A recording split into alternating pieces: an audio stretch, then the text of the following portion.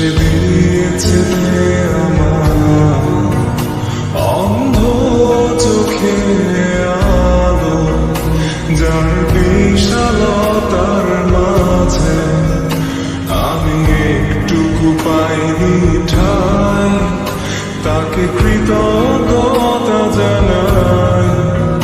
সে যে দিয়েছে আমার মহাশূন্যে